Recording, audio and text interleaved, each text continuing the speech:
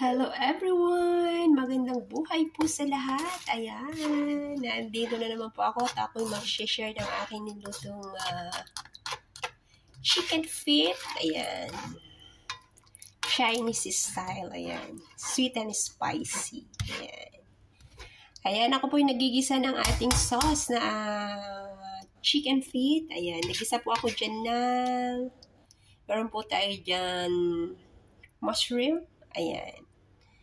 Meron tayo dyan black bean. Hindi ko na video yung aking paggigisa at alam kong alam mo na po yan. Ayan. Ilagyan ko po siya ng oyster sauce,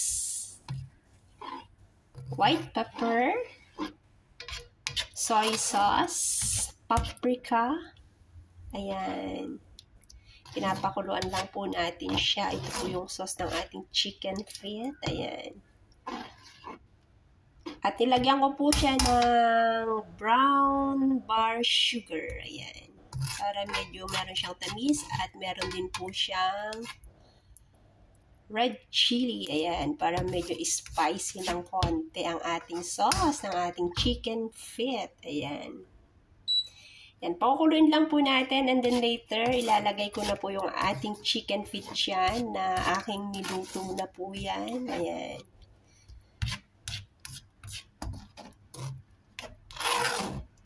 Hinugasan po natin ng bonggang-bongga at binuhusan na mainit na tubig ang ating chicken feet and then in-steam ko po siya ng 30 minutes. Ayan. Na-observe ko na mas magandang i-steam po siya kaysa i-boil bago natin lagyan ng sauce. Ayan. Buong-buo po yung ano niya. Skin niya. Skin talaga. Luto tayo ng chicken feet dahil mayaman daw po yan sa collagen. O, di ba may pa-collagen tayo for today's video? Ayan. Ayan, kumukulo na po yung aking ginawang sauce ng ating chicken feet. Ayan, nagluluto po ako ngayon ng Chinese dish. Ayan, mag-explore po tayo. Ayan, ito po na-try natin kainin sa labas. Ayan, so iuwi po natin dito sa bahay at i-try din po natin siyang lutuin. Ayan, kung makukuha natin yung lasa ng ating natikman sa labas. Ayan, kaya niluluto ko lang po muna yung ating sauce. Ayan, merong mushroom, black bean. Ayan, yan lang po yung ano niya. Nilagyan po ng mushroom yan para pag kayo'y kumakain ng chicken feet at medyo naumay kayo, ayan. At least meron kayong mushroom na kakainin. Ganon, ayan. Halo-haluin lang po natin. Kasi saglit lang po yan kasi yung ating chicken feet is luto na po yan. Ayan. Hindi ko na po pinakita yung aking pag-i-steam dahil alam kong alam nyo na po yan. Ayan. Maraming salamat everyone! At syempre, habang in-steam ko po yung ating chicken feet, meron na po siyang soy sauce. Ayan. At may lasa na rin po ang ating chicken feet. Ayan, kumukulo na po ang ating sauce. Ayan, lalagyan na po natin ang aking in-steam na chicken feet. Ayan. O, diba? Ayan. Then, hahaluin lang natin sa aking ginawang sauce dyan. Diba?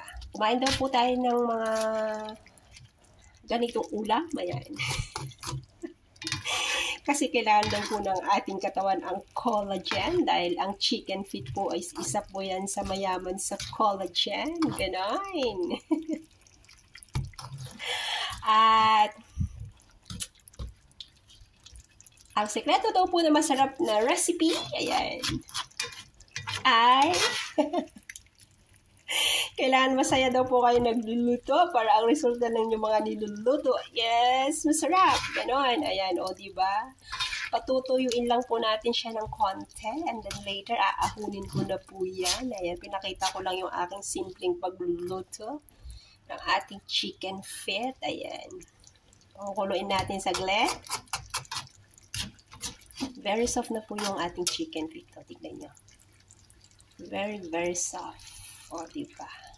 Tatakpan po natin. Ayan.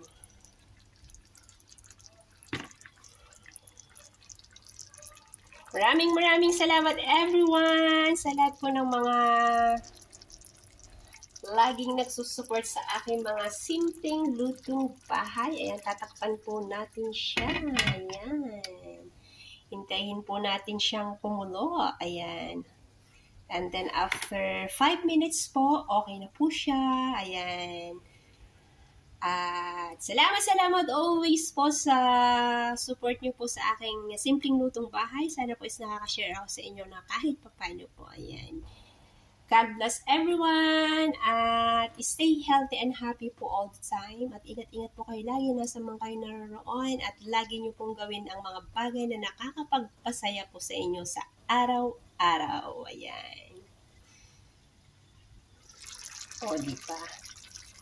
Yan, naakunin ko na po yan.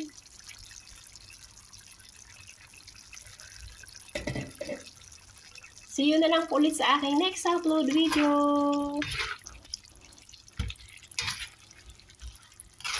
Bye everyone. God bless you all. Thank you for watching.